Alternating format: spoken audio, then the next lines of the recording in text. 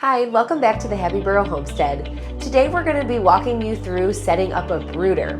We got some baby chicks this week and we had to set ours up, so we're going to walk you through the process so you can get yours ready for when your baby chicks come.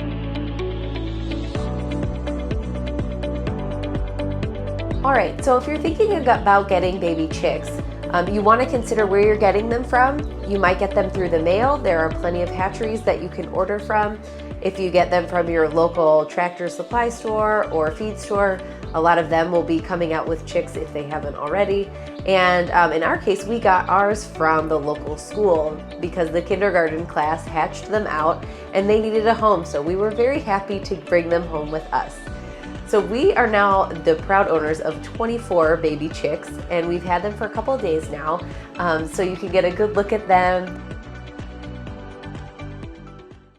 They are just over a week old, so they're growing really fast. Some of them are already getting their wing feathers in, and it just amazes me how quickly these chicks can grow.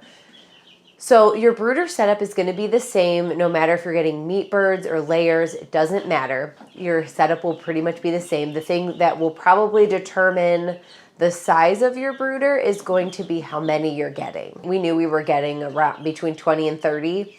We knew that we needed a little bit bigger of a brooder because we wanted to be able to keep them in it a little bit longer and not have to move them up into a bigger container for a little while.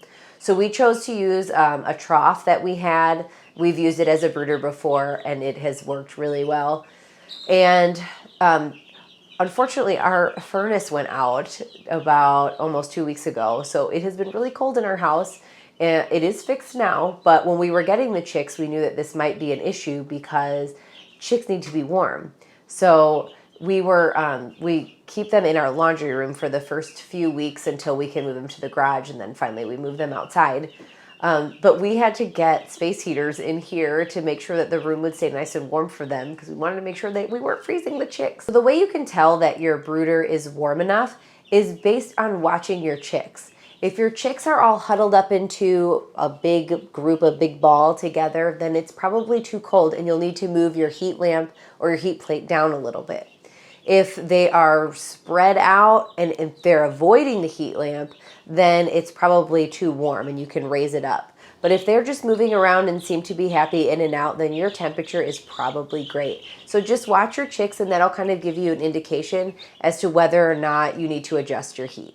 We opted for a heat plate this time. We've used it in the past, but we've also used heat lamps. I'm not a huge fan of the heat lamps because they make me nervous just because of the fire hazard that they can pose.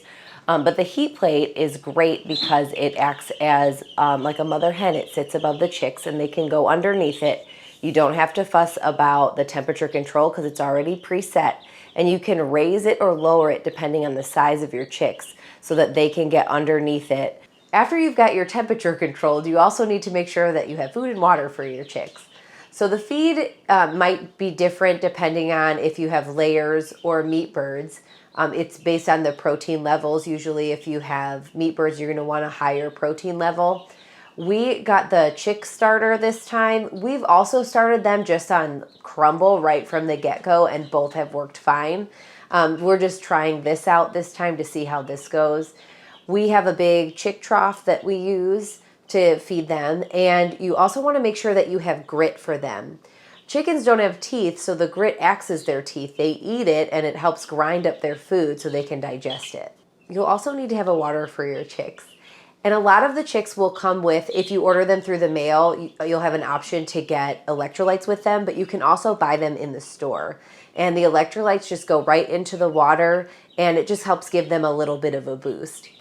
Something else that we found that has been helpful with the water is putting stones around the dish because it helps them not get their legs stuck in there. We've seen with chicks when they try to drink, they put their leg in and then because of the lip, they get it kind of stuck. So the rocks have helped avoid that. And we also put the water up. We have it on bricks right now. We've put it up on pieces of wood or some kind of little platform to keep it out of the bedding because that way it avoids all the bedding getting kicked in there or them pooping inside it. When your chicks first arrive home and you're going to move them from the container that they're arriving in into their brooder, you want to make sure they know where their water is. So as you put them from one container into the other, you can dip their beaks into the water so they know where it is, and then just let them go in that container, and they should be all set in their brooder after that.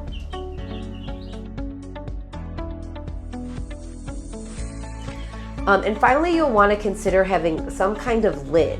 We don't have a lid on it right now because they're not super flighty, but it will only be a few days, and we probably will need to be putting the lid on. And we just made one with some chicken wire and some wood. We just framed it out so it sits on top so they can't get out, because we keep our chickens in the laundry room, and in our last batch, I came into the laundry room and found them all roosting on our drying rack.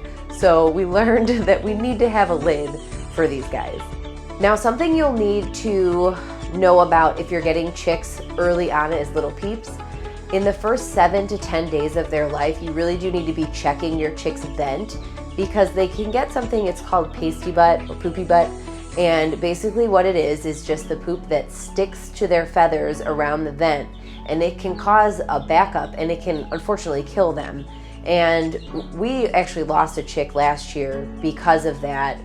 We just didn't know really what we were doing. And now that we've kind of experienced that, a good handful of these chicks, when we got them, I think we had six to eight of them, had that when we brought them home. And that's something you want to address right away, because with chicks so little, it can unfortunately kill them very quickly. So basically, we're just going to every day check your chicks. Just lift them up and take a peek at the vent, and you can set them down. You don't really need to do anything else, because you can tell. And if you find that they do have some feces stuck to their feathers, what I found is the best way to treat it is to run it under a very gentle stream of lukewarm water, and you'll just have to work it out until it comes off. And you want to be really gentle that you don't pull out their feathers, because chickens naturally will go after blood if they see blood on another chick. So you want to make sure that you give it time to work out. I use a Q-tip to help work it, and then I just pat it dry with a towel. And we had the space heaters on, so I just held them in front of that for a few minutes just to make sure they were pretty dried off, and then made sure that they knew where their heat source was right away so they could stay warm. And it's been about 3 days now, and we haven't seen it return on any of them. So hopefully this is successful, and in about 10 days you don't need to check anymore, because generally they are, after that, they don't really have that problem. Something else to make sure is that you're using grit, because that will help avoid it and keeping them warm and not stressed. If they're handled too much, that's another thing. I know a lot of kids love to play with the chicks, but too much handling can be detrimental to your chicks as well. So a little bit more hands-off when they're so tiny, until they get a little bit stronger, I find is the best way to go. Another important thing to have is some kind of hospital pen. We have something like this that we use. It's just a tote with some bedding, and we can put a heat lamp in it if we need to. Sometimes your chicks will start to peck each other, and that's something you want to watch for, because once there's blood drawn, you want to get that chick out of there right away.